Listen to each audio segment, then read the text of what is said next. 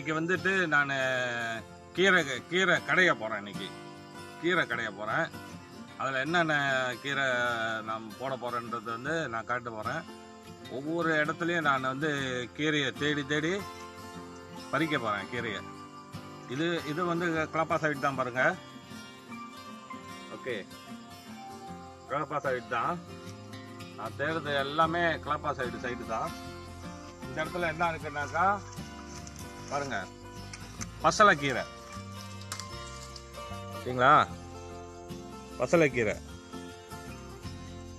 இது வந்து இந்த முட்டியில் வந்து இந்த ஜெயிலி கிரீங்க ஆச்சு காஞ்சி போச்சுனாக்கா அது வந்து அந்த மாதிரி.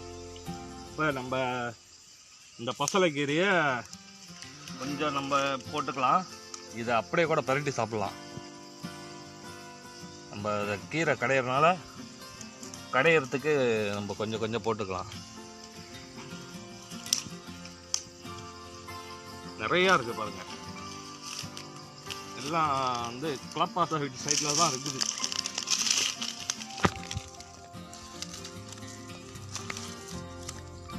வந்து நம்ம குப்பை கீரையும் மணத்தக்காளி கீரையும் வந்து நம்ம தேட போகிறோம். இந்த மாதிரி மரம் அழிச்சிருக்கு பார்த்தீங்களா? இந்த மாதிரி மரம் அழிச்சு ஒரு வாரம் கழித்து நம்ம பார்த்தாக்கா நல்ல கீரைங்களாம் கிடைக்கும். ஓகே, உதாரணத்துக்கு இங்கே இருக்கு பாருங்க. இது வந்து மணத்தக்காளி கீரை. எவ்வளோ தளன்னு இருக்கு பாருங்க. ஓகே, இதை கொஞ்சம் கிள்ளிக்குவோம்.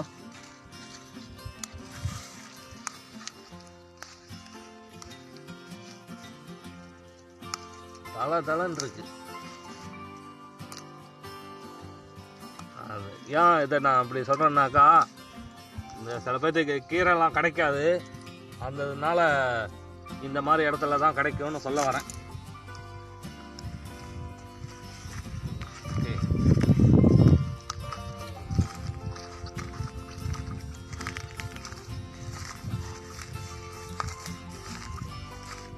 பார்த்தீங்களா, சும்மா தளன்னு இருக்கு. நம்ம நெட்டு வச்ச மாதிரி இருக்கு.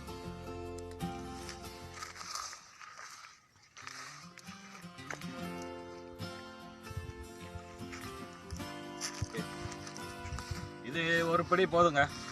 இப்போ இது ஒரு படி பிடிச்சாச்சு. பசலைக்கீரை ஒரு படி எடுத்தாச்சு. இப்போ வந்து குப்பை கீரையை தேடி போவோம். இப்போ வந்து குப்பை கீரை பிக்க போகிறோம். பாருங்க, குப்பைக்கீரை.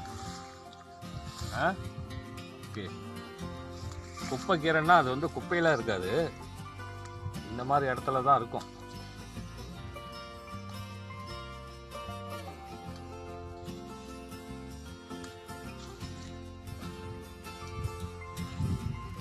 குப்பைக்கீரை வந்து நம்ம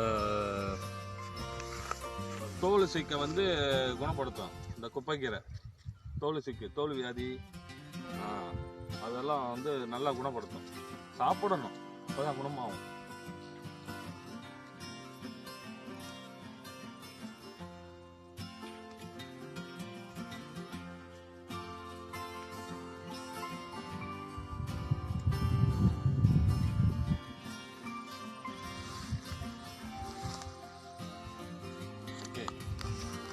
பார்த்தீங்கன்னா இந்த மணத்தக்காளி கீரை பாருங்க, எல்லாம் பூச்சி சாப்பிட்ருக்கு. எவ்வளோ மருந்து இருந்தால் அந்த பூச்சி அதை விரும்பி சாப்பிடும். பாருங்க, எல்லாத்தையும் பூச்சி சாப்பிட்ருக்கு. இதில் எவ்வளோ வைட்டமின் இருந்தால் அந்த எல்லா இலையும் சாப்பிட்ருக்குது பாருங்க.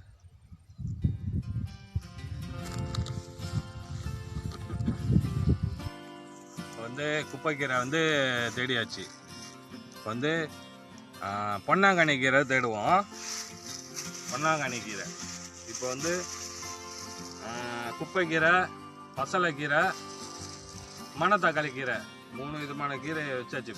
இப்போ வந்து பொன்னாங்கண்ணி கீரை தேடி போவோம். பொன்னாங்கண்ணி கீரைன்னு சொன்னால இப்போ பொன்னாங்கண்ணி கீரை பாருங்க. தலன்னு இருக்கு. ஆனால் ரொம்ப பொறுமை வேணும் இது பிக்கிறதுக்கு. இடுப்பு வலியை எடுத்துக்கான். இதுவும் நல்ல ஒரு அருமையான கீரை, நல்ல குளிர்ச்சியானது.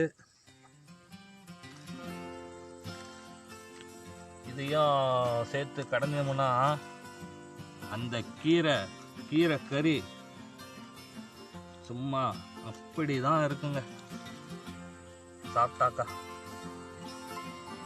நான் எப்போதும் இந்த மாதிரி எல்லா கீரைங்களும் சமைச்சு எல்லா கீரைங்களும் கலந்து தான் சமைப்பேன்.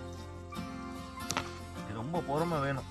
வெறும் பொன்னானி கீரை பெட்டர் தான் இருந்தாலும் நம்ம அதை கூட வச்சாகணும். கடையிறதுனால நம்ம கொஞ்சமாக போட்டுக்கலாம்.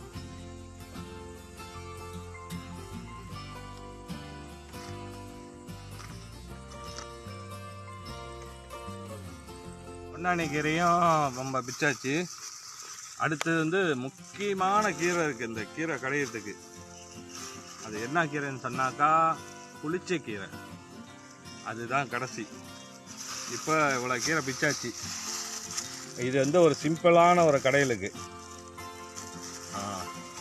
நாங்கள் 3 பேர் தான் இருக்கோம்.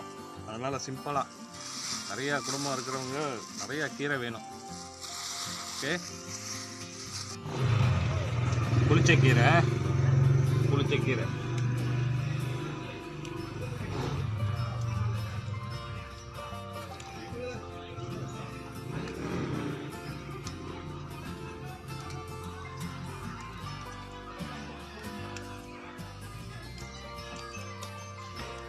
கொஞ்சமாக புளிச்சக்கீரை.